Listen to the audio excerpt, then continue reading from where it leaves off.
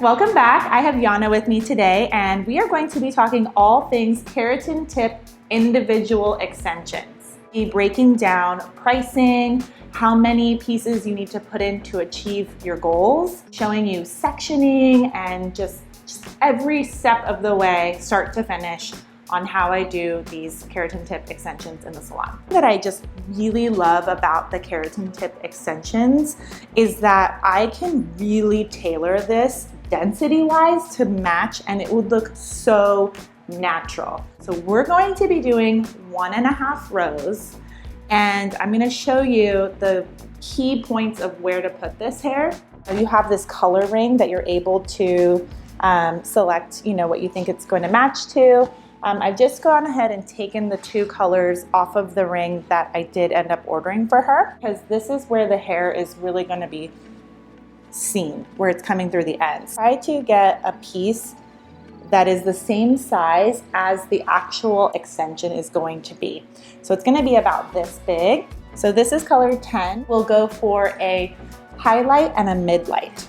I want to do a full row that goes all the way around like a horseshoe, but I want half a row so that I can stack a little above that. By doubling up on the sides, we're going to be able to balance her density. So I have 3 bundles, and what I'm gonna do is I'm gonna cut that little tab, right? So that it's detached, and then I'm going to cut across like this.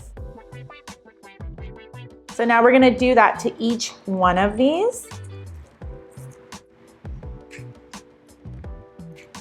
So we have our pile of color 10, pile of color 23. We did 2 shampoos with clarifying shampoo. Again, really focusing on the areas where the hair will be bonded to. No conditioner.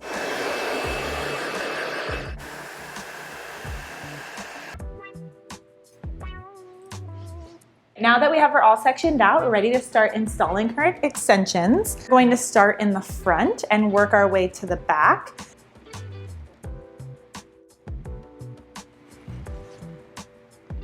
So that I create this little box. I'm gonna start with color 10.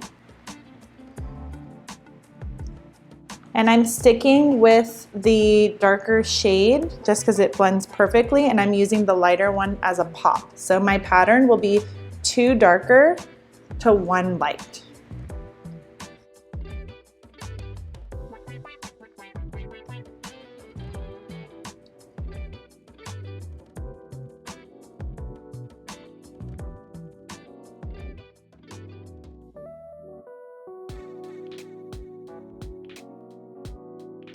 You really can't see where her hair stops and the extensions start. Remember to cut down your bonds around the hairline, especially to match the person's density. So I really love the way this came out, and she's all ready for Tim to give her a haircut. Thank you so much for watching. Hope you enjoy. Now we have Jana back from extensions and we're ready to cut. Our goal today is to connect this to a realistic length, which we pull down her side length here. She'll get more in the front than the back. So I'm gonna follow a curve down and through, extending the length pretty substantially through the back here. 6-inch Pro-Feel sliding texturizing shears. We're also gonna be working with our 6-inch Pro-Feel sliders, keeping it kind of loose so we don't upset those bonds. And we're gonna start to work a little bit of a face frame here. So we're gonna work from her hair here and work down into this corner. We're gonna work behind our finger, keeping our tension. And we're gonna slowly open and close as we move back and down. So it's not very much. So texturizing teeth will go on top.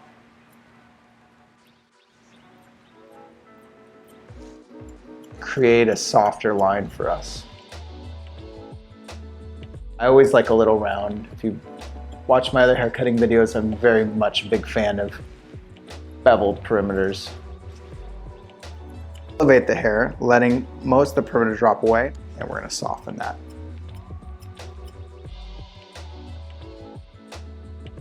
So my shear is coming in and closing. Coming in and closing. And I'm just gonna create a little softness on this corner here.